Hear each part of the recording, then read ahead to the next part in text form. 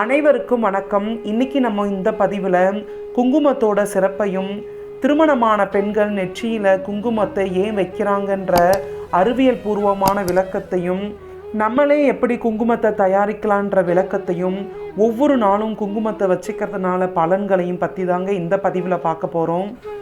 குங்குமம் ஆரோக்கியமான சிந்தனைகளை தோற்றுவிக்கும் ஒரு அற்புதமான மாமருந்து.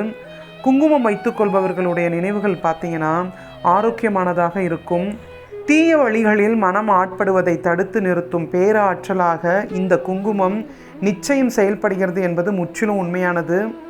குங்குமத்தோட வரலாறு பார்த்தீங்கன்னா சிந்து சமவெளி காலத்திலிருந்தே பெண்கள் குங்குமத்தை தங்கள் நெற்றியில் சூடிக்கொண்டதா பல குறிப்புகள் நம்மிடையே உள்ளதுங்க.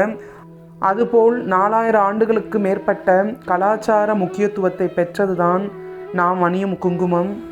ஒரு பொண்ணுக்கு திருமணம் ஆகிவிட்டதா இல்லையா என்பதை சில அடையாளம் வச்சு நம்மளால் கண்டுபிடிக்க முடியும். அந்த வகையில் குங்குமம் என்பது மிகவும் பொதுவான ஒன்று. நம்ம இந்திய கலாச்சாரத்தில் பார்த்திங்கன்னா குங்குமத்துக்கு அதீத முக்கியத்துவம் உண்டு. அதிலும் திருமணத்திற்கு பின்பு பெண்கள், குறிப்பாக இந்து பெண்கள் குங்குமத்தை அவர்கள் நெற்றியில் வகிடில் வைத்து கொள்வது காலம் காலமாக தொன்று தொட்டு பின்பற்றி வரும் ஒரு பழக்கம். குங்குமம் வைக்கும் பெண்களிடம் எந்த துஷ்ட சக்திகளும் அணுகாது என்பது அதில் இருக்கும் உண்மை. குங்குமம் வைத்துக் கொள்பவர்கள் எளிதில் யாருக்கும் வசிய மாட்டார்கள். வசியம் செய்ய நினைக்கும் நபர் தோல்வியை தழுவார்கள். அவ்வளவு அளவிற்கு மகா சக்தி நிறைந்த இந்த குங்குமத்தை தினமும் வைத்துக் கொள்வதால் நிறைய பலன்கள் உண்டு. எந்த ஒரு பெண்ணிடம் நெற்றியில் குங்கும திலகம் இருக்கிறதோ அந்த பெண்ணை பார்க்கும் ஆணுக்கு மரியாதை உணர்வு ஏற்படுத்தும் என்கிறது ஆன்மீகம். அதுபோல நெற்றியில் இரு புருவ மத்தியிலும் சிவப்பு நிற பொட்டை வைப்பதே மிகவும் நல்லது. திருமணம் ஆன பெண்களாக இருந்தாலும் சரி, திருமணமாகாத பெண்களாக இருந்தாலும் சரி, எப்போதுமே கருப்பு பொட்டை வைப்பதை தவிர்க்க வேண்டும். மாதவிடாய் சமயங்களை தவிர மற்ற நாட்களில் கருப்பு பொட்டு வைப்பது அவ்வளவு நல்லதல்ல. நெற்றியில் குங்குமம் இட்டுக்கொண்டு சூரிய நமஸ்காரம் செய்தால் தனி பலன் கிடைக்கும் என்பதை அனுபவபூர்வமாக உணரலாம். குங்குமத்தின் நிறமானது சிவப்பு என்பது இந்து கடவுள் பார்வதி தேவியின் அம்சமாகும். பெண்கள் குங்குமத்தை அணிந்து கொள்கின்ற போது பார்வதி தேவியின் பரிபூர்ண அருளை பெறுவார்கள் என்று சொல்லப்படுகிறது. அம்பிகையின் சன்னதியில் வழங்கப்பெறும் மிக உயர்ந்த பிரசாதம் குங்குமமாகும். புராணத்தில் நெற்றியிலிடும் குங்குமத்தை தீபத்தின் ஜுவாலையின் வடிவில் கிருஷ்ணரை எண்ணி ராதா மாற்றியதாக சொல்லப்படுகிறது. லலிதா சகஸ்ரநாமம் மற்றும் சௌந்தரிய லகரி ஆகியவற்றில் குங்குமம் குறித்து மிக உயர்வாக சொல்லப்பட்டிருக்கிறது. ஒவ்வொரு பெண்ணும் திருமணமான நாள் முதல் தினந்தோறும் நெற்றியில் வகிற்றில் சுத்தமான குங்குமத்தை தவறாமல் வைத்து கொள்ள வேண்டும். அப்படி வைக்கும் பொழுது கணவனுடைய அன்பு, அரவணைப்பு நீடிப்பதாக கூறப்படுகிறது. குங்குமம் கிழக்கு நோக்கி திசையில் திருமணமான பெண்கள் இட்டுக்கொள்வது மிகவும் நல்லது. இப்படி கிழக்கு நோக்கி திருமணமான பெண்கள் நெற்றியின் வகிட்டில் குங்குமம் தினமும் இட்டுக்கொண்டால் கணவன் மனைவிக்குள் பிரச்சனைகள் குறையும் என்பது நம்பிக்கை. சந்தோஷமான வாழ்வும் நிம்மதியான சூழலும் உண்டாகும். கணவன் மனைவிக்குள் எத்தனை கருத்து வேறுபாடுகள் இருந்தாலும் இப்படி தினமும் செய்தால் நிச்சயம் அவைகள் மாறும் என்பது நம்பிக்கை. நெற்றியிலிடும் குங்குமத்தால் என்ன அறிவியல் பூர்வமான விஷயம் பார்த்தீங்கன்னா, நெற்றியில் புருவ மத்தியில் மூளையின் பின்புறமாகத்தான் பீனியல் என்னும் சுரப்பி அமைந்துள்ளது. யோக நிலைகளில் பார்த்தீங்கன்னா ஆக்ஞா என குறிப்பிடப்படுவதும் இதுவேதான். ஞானக்கண் என்றும் 3வது கண் என்றும் சிறப்பிக்கப்படுவதும் இதுவேதான். பீனியல் சுரப்பி நமது உடல் செயல்பாட்டில் பெருபங்கு வகிக்கிறது.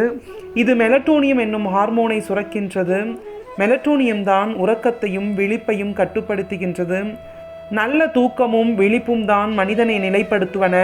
மெலட்டோனியம் இரவில்தான் சுரக்கின்றது. அதிலும் இரவு 9 மணிக்கெல்லாம் உறங்கும்போது தான் சுரக்கிறது. பகல் பொழுதில் கதவுகளை அடைத்து இருட்டாக்கி கொண்டு உறங்கினால் கூட இந்த மெலட்டோனியம் சுரப்பதில்லை. மெலட்டோனியம் சரிவர சுரந்தால்தான் மற்ற ஹார்மோன்கள் சரிவர சுரந்து உடல் நலமுடன் இருக்கும்.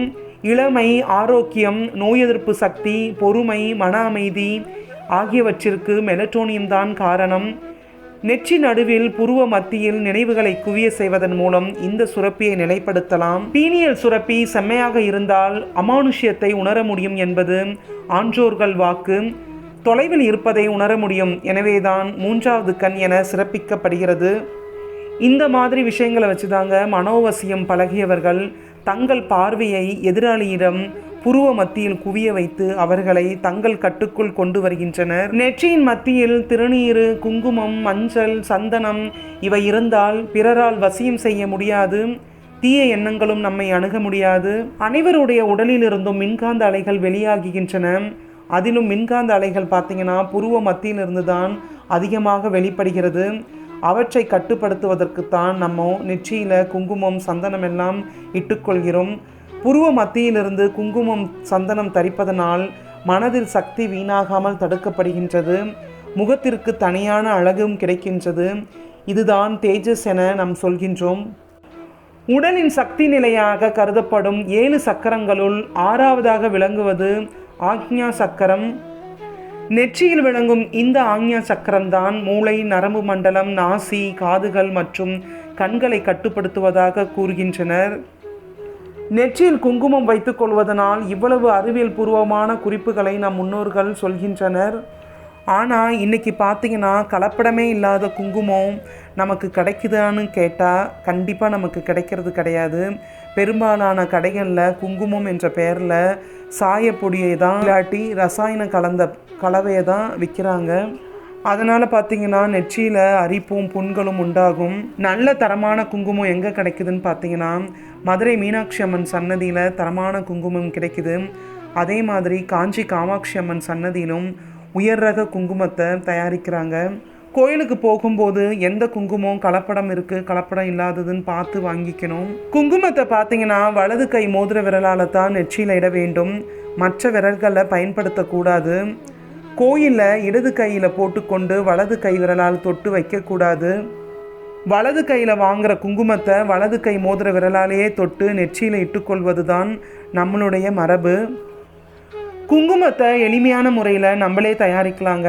அதற்கு தேவையான பொருட்கள் பார்த்திங்கன்னா கிழங்கு மஞ்சள் 100 கிராம், வெண்காரம் 10 கிராம், படிகாரம் 10 கிராம், எலுமிச்சை பழம் தேவைக்கேற்ப, நல்லெண்ணெய் சிறிதளவு. வெண்காரம், படிகாரம், நறுமண திரவங்கள்லாம் பார்த்திங்கன்னா நாட்டு மருந்து கடையில் கிடைக்கும். எலுமிச்சை பழச்சாறை பிழிந்து வடிகட்டி எடுத்து வச்சுக்கணும். கிழங்கு மஞ்சளை 1-2ஆக உடைத்து அவை எலுமிச்சை பழச்சாற்றில் மூழ்கும்படியாக கலந்து கொள்ளவும். இதனுடன் வெண்காரம், படிகாரம் இரண்டையும் மிருதுவாக பொடி செய்து கலந்து கொள்ளவும். இந்த கலவையை அப்படியே சில தினங்களுக்கு ஊறவிடவும். அவ்வப்போது இந்த கலவையை ஒரு மரக்கரண்டியால் கலக்கிவிடவும். மஞ்சளின் எலுமிச்சை பழச்சாறு முழுமையாக சேர்வதற்கு சில நாட்கள் ஆகுங்க.